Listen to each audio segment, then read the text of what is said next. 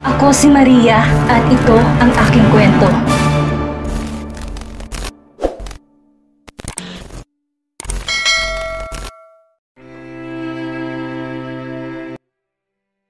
Ate, nandito po kami para iligtas ka.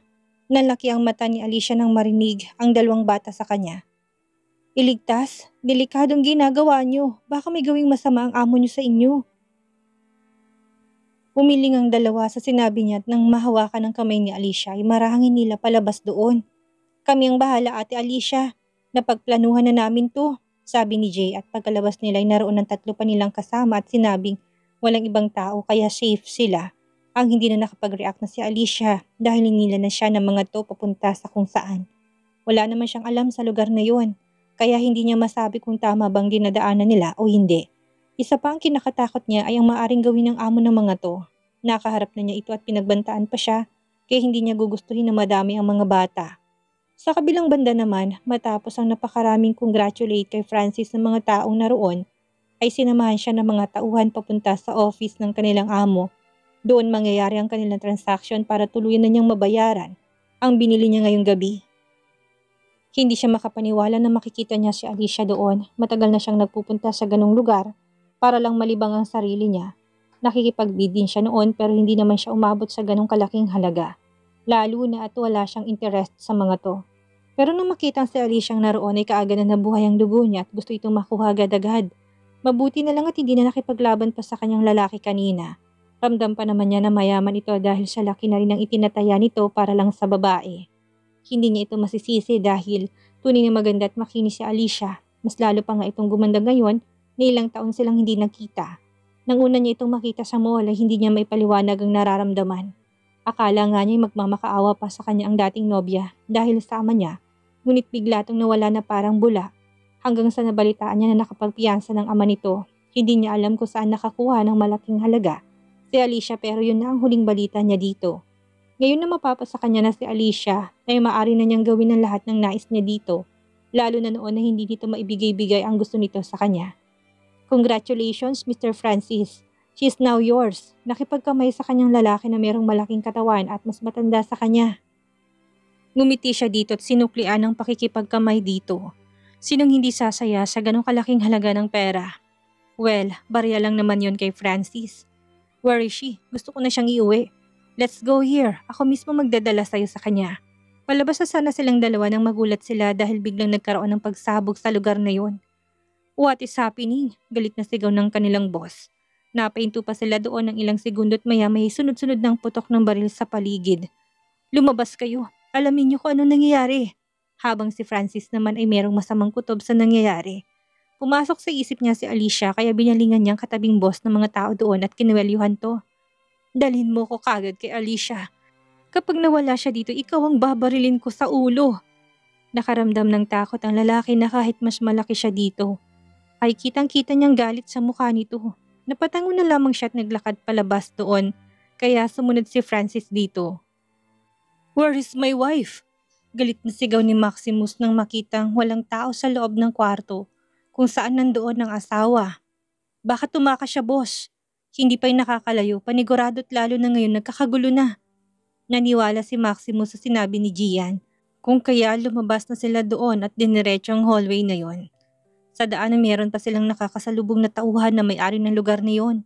At kaagad naman nila itong binabaril bago pa silang mabaril. Ang totoo, hindi ordinaryong negosyante si Maximus. Sa likod ng kanyang kayamanan ay nagtayo siya ng sarili niyang organisasyon. Ilang taon na rin ang pamamalakad niya sa dalawang mundong ginagalawan at sa ilang taon na yun ay palaging payapa at walang gulo. Pero ngayon na nawalang asawa hindi niya palalampasin ang ginagawa ng organisasyon na yun sa asawa. Ang trabaho ng organisasyon ni Maximus ay ipasara ang mga organisasyon na iligal ang pinaggagawa lalo ng ganito. Human trafficking, child abuse, child trafficking, mga pagnanakaw, illegal drugs, illegal guns. Yan ang mga kategorya ng organisasyon na pinapasara nila.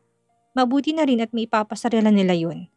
Pagliko nila sa isang hallway ay kaagad na naitutok nilang baril sa harapan. Dahil meron silang nakasalubong. Ngunit natigilan silang pareho nang makita si Alicia na merong kasamang dalawang batang lalaki. Wag niyo kaming patayin! pagmamakaawa pa ng asawa, binaba naman nila ang nagsalita si Maximus. "Wife, it's me." Sobrang bilis ng kabog ng dibdib ni Alicia, lalo na magsimulang makarinig sila ng putok ng baril. Sa ganong sitwasyon na hindi niya alam ang gagawin, ngunit dahil may mga kasama siyang bata ay wala siyang choice, kundi tataga ng loob at manguna sa mga to. Poprotektahan niyang mga bata sa abot ng kanyang makakaya. Kahit mga takot ay tumuloy pa rin sila sa patutunguhan na palabas, ngunit meron silang nakasalubong. Kaya no choice sila kung hindi bumalik. Naiwan ang tatlo nilang kasama para lituhin ng mga lalaking balak na kunin siya. Nang marinig ang boses na yun ay kaagad na idinilat niyang mga mata at makita si Maximus doon na tumuloy sunod-sunod ng luha niya at tumakbo papunta dito. Ang bilis. Sinalo ni Maximus ang asawa at mahigpitong niyakap. Ramdam niya ng tibok ang puso nito at ang tahimik na pagyugyug ng balikat. Tanda ng pag-iyak nito. Hinaplos niya ang buhok ni Alicia at hinalikan nito sa ulo. "Hush now, my wife. Ligtas ka na, okay?" Laking pasasalamat ni Alicia dahil nakita niya doon si Maximus. Kahit naman nahiwalay na sila ng lalaki, hindi magbabago ang katotohanan na mahal niya pa rin ito at close na close niyang lalaki. Kapag talaga nasa bingit ng kamatayan ang buhay niya ay palagi itong lumilitaw na tila guardian angel niya. "Asawa ba yan ni Ate Alicia?" Tanong ni Jay kay Buboy habang pareho silang nakatingin sa mga to. Si Buboy naman ay naalalang dalawang lalaki sa hubog ng katawan nila, lalo na sa maskarang suot ng mga to. Tama ngang narinig niya sa usapan ng mga to. Ililigtas nila si Alicia. "Oo, narinig ko sila kanina nung nagsaserve ako." Napatango si Jay dahil doon. "Kung ganun, iwan na natin si Ate Alicia sa kanila. Iligtas natin ang mga kasama natin." Napahiwalay naman si Alicia kay Maximus at naalala ang mga batang kasama niya. "Iligtas natin ang mga batang magtatakas sana sa akin. Naiwan ang tatlo naming kasama." Nagkatinginan si Gian at Maximus sa narinig habang si Alicia humarap kila Jay. "Ituro niyo sa amin ang daan. Hindi ko hayaan na mapahamak sila." Mas lalong namangha ang dalawang bata kay Alicia sa sinabi nito. Hindi talaga sila iiwanan ng babae, kaya tama lang ang desisyon nila na iligtas ito. Tumango naman ang dalawa at tumakbo na pabalik, kaya sumunod sila dito. Hinanda na nila Maximus ang kanilang baril para sa pagligtas sa mga bata. Marami mang katanungan sa isip ay mamaya na lang niya yun iisipin, lalo na't mahalaga na mailigtas nila ito. Ang kaso, huli na silang lahat. "Carol, Raven, Niyo!" Umiyak na sigaw ni Jay maging ni Buboy dahil nakita nilang nakahandusay na sa sahig ang tatlong lalaki at may tama ng baril. Mga nakapikit na mga to, kung kaya ang pumasok sa isip ng mga batay wala na silang buhay. Si Alicia naman ay napatakip ng kamay sa bibig dahil sa pagkabigla. Sunod-sunod na tumulong muli ang luha sa kanyang mga mata, habang si Gian ay mabilis na lumapit sa mga nakahandusay na bata at kinapa ang pulsuhan nila. Buhay pa sila, nawala lang sila ng malay. Dahil sa sinabi ni Gian ay nakahinga ng maluwag ang mga to. Pero kailangan nila kagad na madala sa ospital dahil baka maubusan sila ng dugo. "Iligtas niyo sila. Tulungan niyo sila, please. Huwag natin silang hayaang mawala."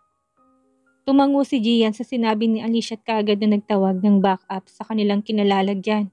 Sa mga oras na yun ay matatalo na rin ng grupo nila Maximus ang tauhan ng may-ari ng lugar na yun. Kaya mabilis na nakarating ang tulong. "Jay, Buboy, halina kayo't sasama tayo sa ospital." Tawag ni Alicia sa dalawa na ikinatango kaagad ni Buboy. Hihilahin na sana niya si Jay nang magmatigas to. "Kuya Jay!" Takang tawag ni Buboy sa lalaki at paglingon niya dito ay nakangiting umiling ito sa kanya. "Hindi ako sasama, Buboy. Ikaw ang sumama at magbantay sa kanila. Walang ibang matanda na kasamang mga kasamahan natin. Siguradong hinahantay na nila tayo sa tagpuan natin." Natahimik si Buboy dahil doon.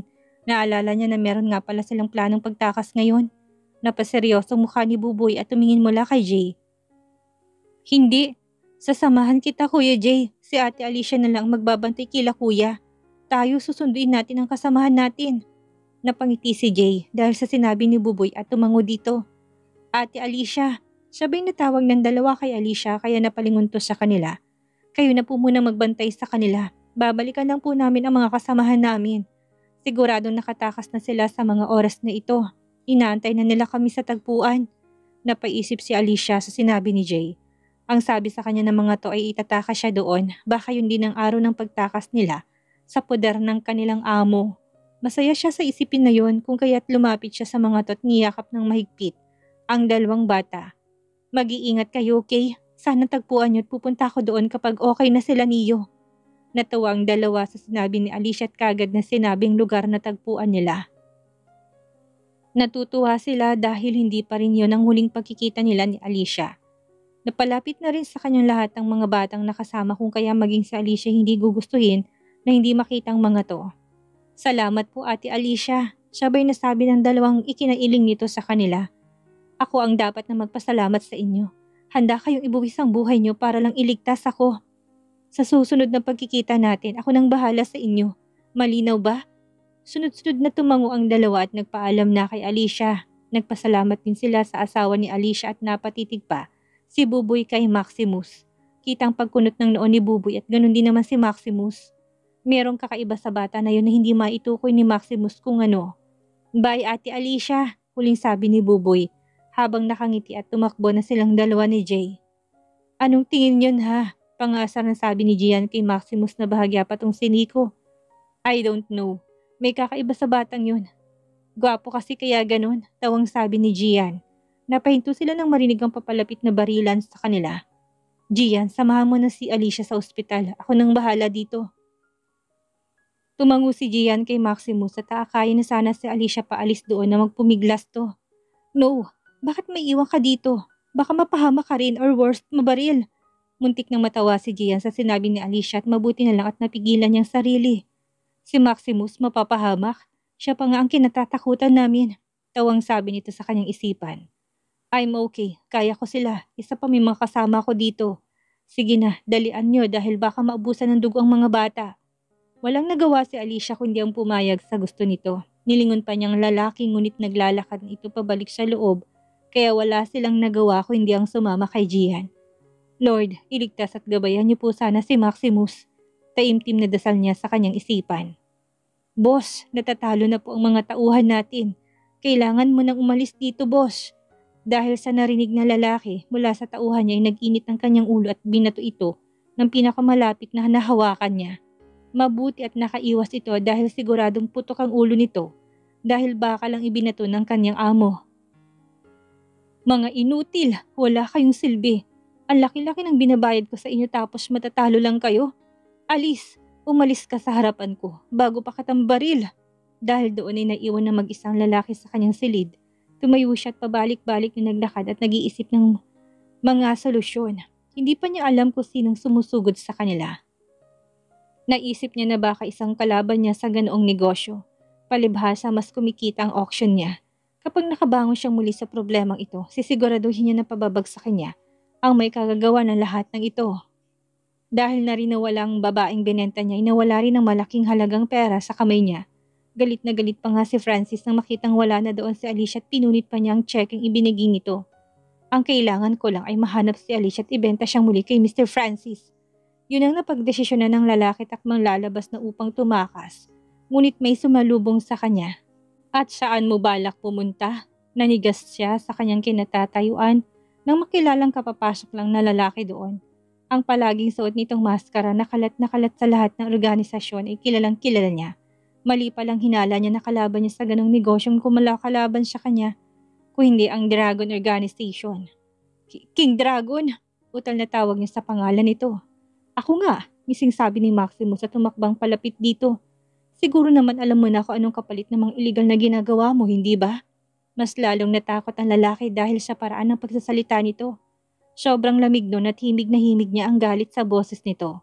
Alam niya na kaya siya nitong patayin sa isang iglap lang. Habang papalapit si Maximus sa lalaki, siya namang atras nito habang nag-iisip ng maaari niyang gawin upang makatakas. How dare you abduct my wife and sell her here? Nalaki ang mga mata ng lalaki na marinig ang sinabi ni Maximus. Wife? Yes, Alicia is my wife at ang lakas ng loob mong hawakan siya at iharap sa mga lalaki yun. Dahil sa pagkabiglay, hindi siya nakalayo kaagad kay Maximus at kinuwelyuhan siya nito. How dare you sell her hundreds of millions while she's not an object to be sold? How dare you? Sinuntok ni Maximus ang lalaki, kinabagsak nito sa sahig. Agad siyang lumapit dito at muling pinagsusuntok. Walang nagawang lalaki kundi hayaan ito sa pangbubugbog sa kanya.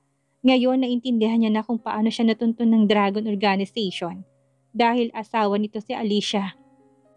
Tumayo ka, kalabanin mo ko! Sigaw ni Maximus ngunit hindi na gaanong makakilos ang lalaki sa sunod-sunod na suntok sa kanya. Tila naalog at ang kanyang utak kung kaya pansamantala siyang nakadapa sa sahig.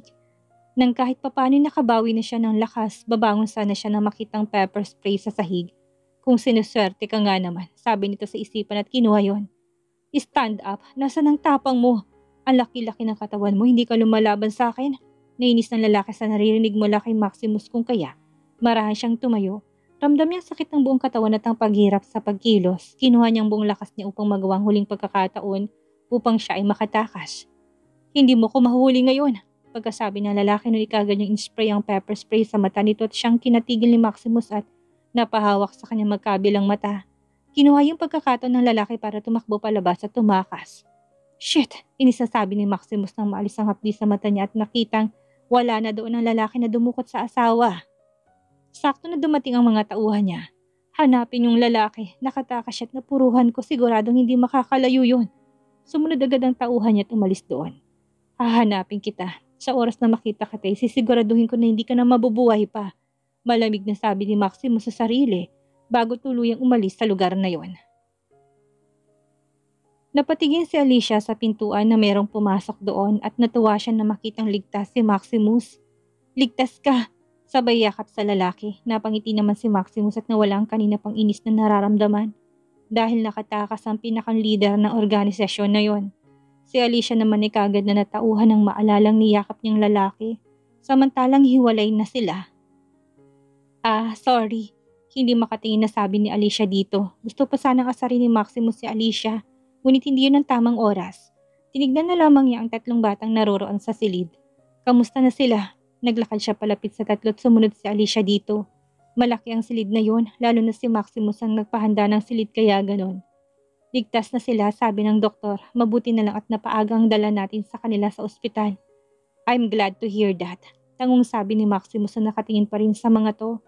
Si Alicia naman ay humugot ng lakas ng loob bago tuluyan nagsalitang muli. Gusto ko magpasalamat sa pagliligtas mo sa akin, sa amin ng mga bata. Kung hindi dahil sa inyo ni Gian ay baka wala na kami. Buong sinseridad na sabi ni Alicia kay Maximus at bahagyang nakayuko dito. Hindi ko naman nahayaan na mapahamak ang asawa ko. Ha? Gulat na sabi ni Alicia. Tama bang narinig niya?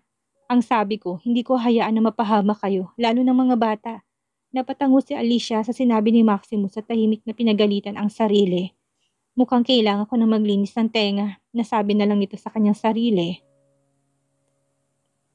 Habang si Maximus naman ay napangiti ng palihim nang makita ang reaksyon ni Alicia. Maya-maya pa'y nakita ni Alicia ang pagdilat ni Carlo kung kaya agad na nanlaki ang mga mata niya at nilapitan nito. Carlo, gising ka na. Napatingin sa kanyang bata at kagad siyang nakilala. Ate Alicia, tatawag ako ng doktor. Singit ni Maximus sa mga ito at lumabas.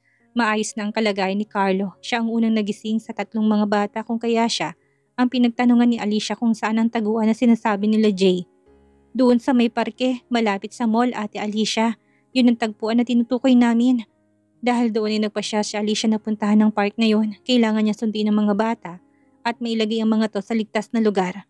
Hindi niya hayaan na mapahamak ang mga to.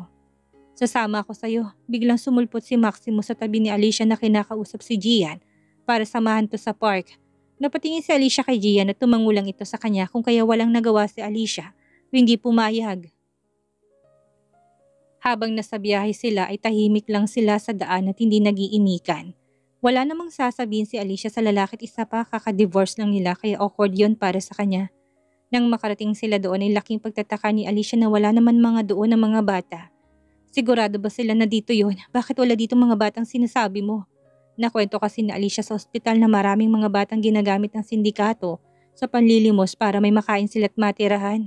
Kaya nang makitang walang mga bata doon ay nag-alala siya. Hindi kaya nahuli sila? Imposibleng wala sila dito dahil ito ang lugar na sinasabi nila Carlo. Yun din ang nasa isip ni Maximus. Nakatakas ang pinakang boss ng organisasyon kaya malamang sa malamang na nahuli nitong mga bata habang patakas kung kaya wala sila doon. Kailangan nating tanungin sa mga bata kung saan ang kinalalagyan ng iba pang mga bata. Dahil doon ay tumango si Alicia at aalis na sana sila nang merong pasigaw na tumawag ng pangalan ni Alicia. Ate Alicia! Paglingon nilang dalawa'y nakita nilang isang batang babaeng takot na takot at umiiyak habang nakatago sa mayayabong na damong nasa isang tabi. Flory! Mabilis na lumapit si Alicia sa bata at niyakap ito. Shh! Tahan na, nandito na si ate. Nasaan ang mga kasama mo? Marahang tanong niya sa bata upang hindi ito mabigla. Kinuha sila ng amo namin, nahuli kami na patakas kaya kinuha kami pabalik pati sila Kuya Jay at Buboy. Nakapagtago lang ako dito ate Alicia. Natatakot po ako, galit na galit pong amo namin. Muling niyakap at pinakalma ni Alicia ang bata. Tumingin siya kay Maximus at tumango naman ang lalaki at merong tinawagan habang pinapakalma pa nitong bata. Nang kumalmay pumasok na sila sa kotse upang umalis doon. Flory, gusto kong ituro mo sa amin ang daan papunta sa inyo ha. Ililigtas namin sila Kuya Jay mo. Tumango ng maranang bata at pinandar na ni Maximus ang sasakyan. Naroon na rin sa likuran nila sila Gian kasama mga tauhan ni Maximus na magliligtas sa mga bata.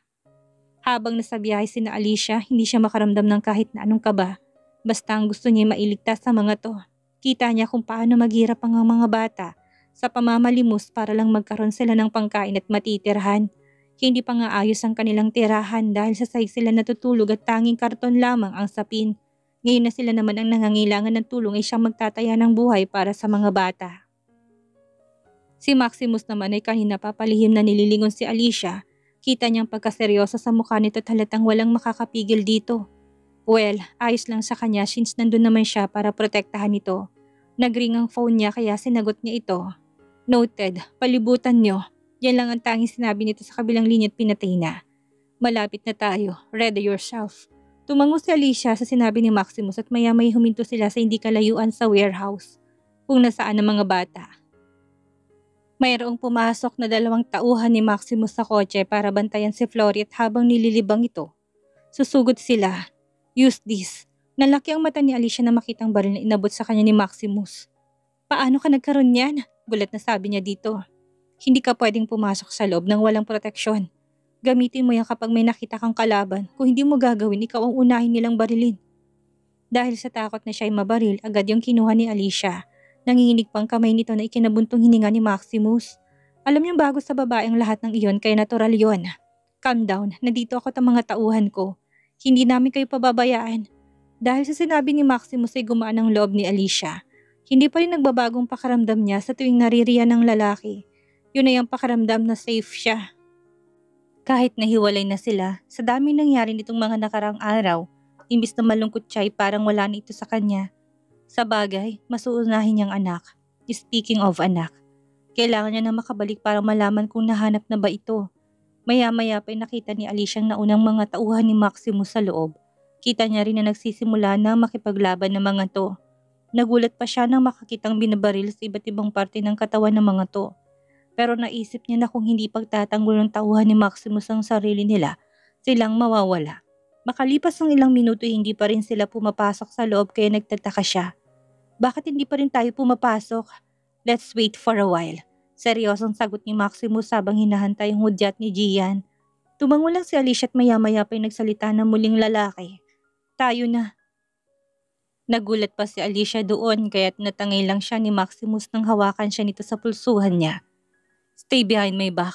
Kapag may kalaban, barilin mo. Tumango si Alicia sa sinabi ng lalaki. Kinakabahan man ay patingin-tingin si Alicia sa paligid. Marami na nakahiga doon at duguan, ngunit hindi na lang niya ito pinapansin. Hanggang sa maya-maya may nakita siyang lalaki sa may kanang gawin ni Maximus. Malayo sa kanila at nakatutok ang baril sa kanila. Mukhang hindi napansin ni Maximus kaya lakas loob niyang pinaputok ang baril. Napapikit pa siya at napatili dahil doon. Napatingin si Maximus sa binaril ni Alicia at bagsak nito at maya napangiti siya. Good job, wife. Come here, nandito sila.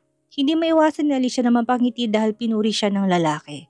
Yet hindi pa rin siya makapaniwalang nakabaril siya ng tao. Sa bagay, hindi naman mabuting mga to. Habang si Maximus ay alam na mayroong tao doon ngunit may tiwala siya kay Alicia. Kaya pinabayaan niya ang buhay niya dito. Ayun nga, nailigtas siya nito. Habang naglalakad sila papasok pa sa loob ay wala na silang nakakasalubong kundi bagsak na at duguan. Okay na rin yon kay Alicia dahil ayaw na niyang gumamit pa muli ng baril. Maximus, nakatakas na naman ang boss nila. Biglang nagsalita si Gian sa earpiece na suot ni Maximus. What? Habulin niyo. Napalingon si Alicia kay Maximus sa talata na mayroong nangyari. Is everything okay? Alaala niyang tanong dito. Yes, don't worry. Andito na tayo. Dahil doon ay napatingin si Alicia sa harap at nanglaki ang mga mata. Nandun na nga sila at pagpasok sa loob ay nakita niya mga bata sa isang sulok at halatang natatakot. Ate Alicia, dahil may nakakitang isang bata sa kanya, pati sa gawin niyang lahat ng bata at hindi sila nagdalawang isip na tumakbo papunta sa kanya. Inabot naman ni Alicia ang baril kay Maximus at sinalubong ng yakap ang mga to. Mga umiiyak ang bata dahil sa takot at maging si Alicia ay umiiyak sa takot na hindi niya maabutan ng ligtas ang mga to. While si Maximus napangiti sa nakita dahil talagang malapit sa mga bata ang asawa. Napansin niyang isang batang nakatingin lang sa kanya at napakunot ang noo niya nang maalala to. Yun yung batang nakita niya na kasama ni Alicia. Are you okay? Tanong niya dito na ikinatango naman ng bata. Nagtataka siya kung bakit nakatingin lang ito sa kanya. Tatawagin niya na sana si Alicia ngunit marami pa itong kausap kung kaya nilapitan niya ito. Natakot ka ba? Mahinahon yung tanong na muling kinatango ng bata. Nagets na niya. In shock pa rin ito dahil sa mga nangyari. Ang ginawa ni Maximus ay naupo siya sa tabi nito habang ang bata ay nakatayo. In that way, sigurado siyang magtataka ito kaya mababaling sa kanyang atensyon ng bata. It's okay. Ganyan din ako noong unang makakita ko ng binaril sa harapan ko. Binaril po? Utal na tanong ni Buboy na ikinatango ni Maximus. Yap, katulad mo rin ako. Nagsimula sa walang alam. Sa baguhan hanggang sa nakasanayan ko at ako na ngayon ang tumutugis sa masasama. Nilabas ni Maximus ang baril niya sa kinaisip naman ni Buboy. Tumutugis like a policeman? Oo. Pero hindi kami totally police. Basta isa kaming organisasyon na pumipigil sa masasama. Naintindihan ni Buboy ang sinasabi ni Maximus. Naalala niyang pagbaril sa mga kuya niya nung iligtas nila si Alicia. Hindi nang muntik na silang mapahamak sa boss nila tinakot ng baril. Ayaw na niyang mangyari ang ganon. Gusto ko rin pong maging katulad niyo paglaki ko. Tutugisin ko mga masasama. Nagulat si Maximus sa sagot ni Buboy, ngunit nang makita niyang determinadong mukha nito, ay napangiti siya at ginulong buhok nito. Then, hihintayin ko na lumaki ka. Opo, malaking ngiti sa labi ni Buboy sa tuwa dahil sa kanyang narinig.